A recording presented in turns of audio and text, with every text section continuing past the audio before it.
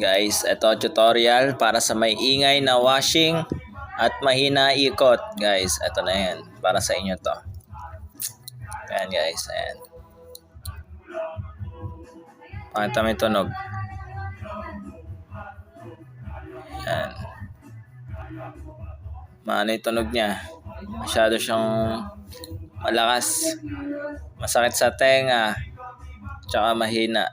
Ayan guys. Papalitan lang natin siya ng gearbox guys. Sobrang basic lang ito. Kayang-kaya niya to. Ayan. Buksan nyo lang yung... Tanggalin nyo lang bali yung 4 na tornilyo na yan.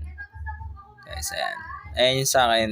Binutas ko kasi kalawang na masyado. Masyado na siyang matagal. Nababasa siguro.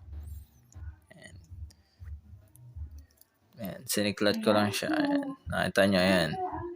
Yung gilid lang naman. Kaya, pero makakabitan pa yan ng ibang tornilyo. Ayan. Ayan guys, kung makikita nyo sobrang itim na ano ng tubig yan. Naging burak na siya.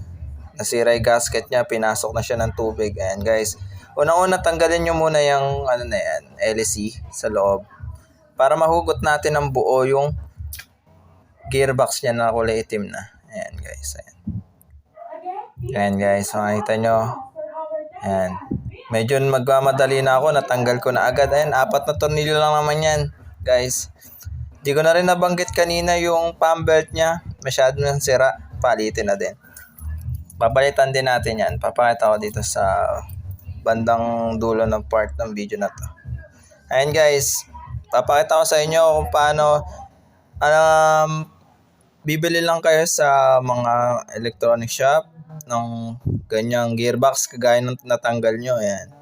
4 na tornilyo lang siya guys, kaysa magbayad kayo, sobrang dali. Kaya ng mga tatay-tatay re. Ayan. Basta dadalhin nyo lang parisan. Ayan. Diyan, makikita nyo, kakabit ko na yan. Ayan, linisin muna natin ng konti. Ayan, makita nyo. Ayan, 4 na tornilyo lang po siya. Ayan, pagkabit. Ayan. Ito nyo, pause na ako.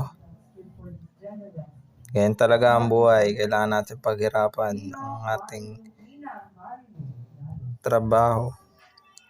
Ayan, makita nyo. Ayan, nabaklas ko na guys. Medyo nagmamadali din tayo kasi para di na magtagal.